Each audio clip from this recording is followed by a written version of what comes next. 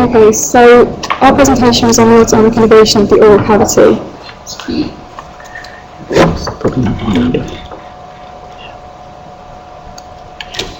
It would help if the mic was on. Okay. So we're going to start by just outlining the sections we can divide the oral cavity into, and then move on to the innervation. So we consider it as having two main divisions. So we have the vestibule and the mouth proper. The vestibule is shown quite well on this picture here. So it's kind of the canal that runs between your lips and your cheeks and the teeth and the gums. So you've got one on the top and one on the bottom. And then the mouth proper is kind of the rest of the space that we consider to be the mouth. And we're going to go through the details of the roof, the floor and the walls of that cavity later on. So just to go into a bit more detail on the vestibule, it can communicate with the rest of the mouth via the space behind the third molar, so that's the back tooth for people who don't have wisdom teeth. And it also communicates with the exterior through the oral fissure. The diameter of the oral fissure is controlled by the muscles of facial expression, principally the orbicularis oris, which is that circular muscle around the mouth that allows you to convey the pupillary motion. Opposite the upper second molar is where the duct of the parotid gland opens out into the vestibule. That's where we get our salivary secretions coming through. Okay, so we're going to consider the roof and the floor of the mouth proper, and also finally some detail on the cheeks as well. So the roof is the hard and soft palates. The hard palate is the more anterior structure, and it's a bone plate which separates the nasal cavity from the oral cavity. Superiorly, so the surface which faces into the nasal cavity, it's covered by pseudostratified epithelium, so that's the respiratory mucosa. And then the side facing into the oral cavity is the oral mucosa, which is stratified squamous. The soft palate is more of a posterior continuation of that, and it's muscular as opposed to bone. And it's got kind of a valve action, so if it elevates, it can separate off the nasopharynx and the oropharynx.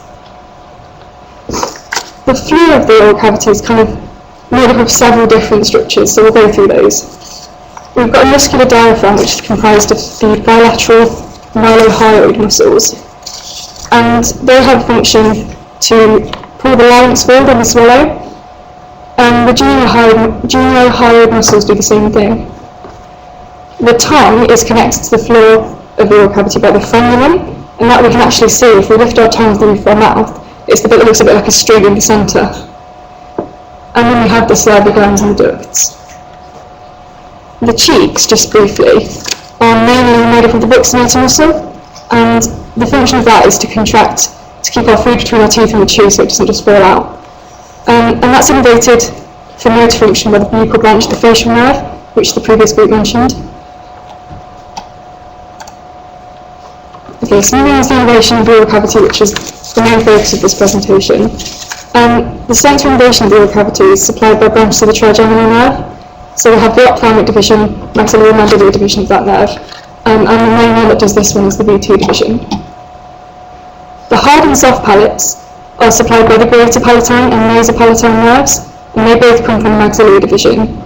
And then the floor is mainly innervated by the lingual nerve, which is a branch of the V3 division. As the previous group mentioned, the tongue is also innervated by the chorda tympani, which is a branch of the facial nerve.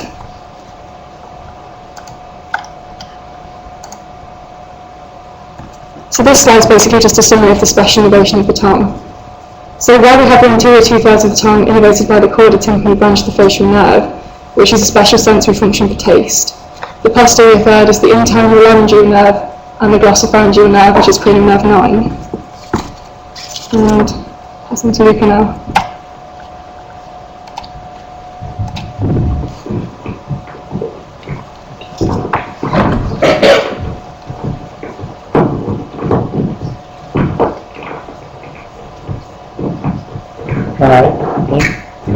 Is that one? Yeah?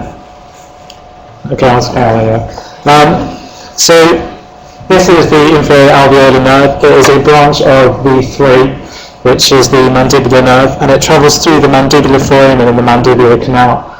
So the mandibular foramen is on the posterior surface of the mandible, and then that canal travels through and comes out of the mental foramen just around here. Within the canal, the inferior alveolar inferior alveolar nerve forms the inferior dental plexus, which innervates the lower teeth. And then there's a branch of the plexus called the mental nerve, and that supplies the skin and mucous membranes of the lower lip, the skin of the chin, and the gingivae of the lower teeth. So in some dental procedures which require local anaesthetic, it's the inferior alveolar nerve that is blocked before it gives rise to the plexus. The anaesthetic foramen is administered at the site of the mandibular foramen, which you can see on the diagram. And this causes numbness of the area that we just previously discussed. The anaesthetic also spreads through the lingual nerve, which originates near the inferior alveolar nerve, and that causes numbness of the anterior 2/3 of the tongue. So the parotid gland. So the preganglionic sympathetic fibres come from the glossopharyngeal nerve. They are distributed by the lower petrosal nerve to the otic ganglion, and the postganglionic fibres travel with the auriculotemporal nerve, which is a branch of the mandibular division of the trigeminal nerve, and that stimulates the secretion of the parotid gland. The facial nerve runs through the parotid gland but does not innervate it, which is important to take note of. So the submandibular, sublingual and parotid glands.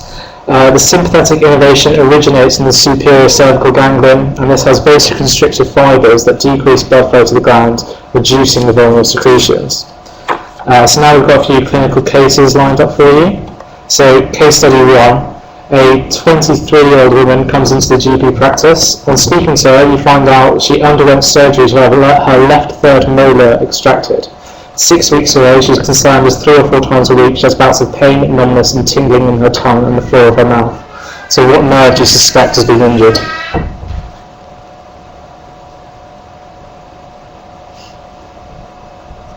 Anyone? No?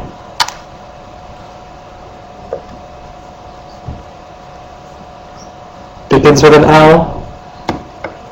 Yeah, the lingual nerve. And how has it been injured?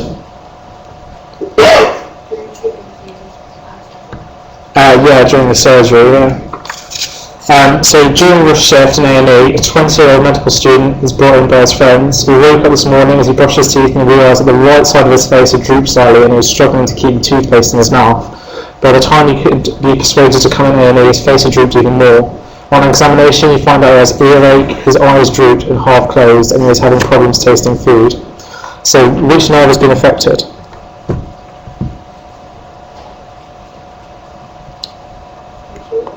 Yeah, it's the facial again. So how has it been affected?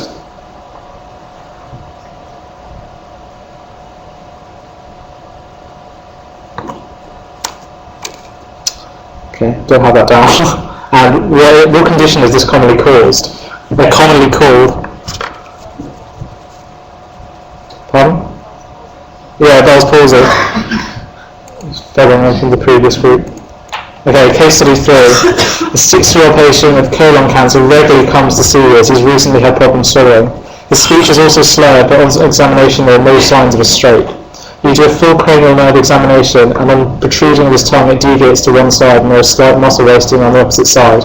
So what nerve may have been injured? It is the hypoglossal. And how may have it been injured? Yeah, metastasis, because there's no signs of a stroke. And that just about concludes our, I don't know how to end it. Both of these.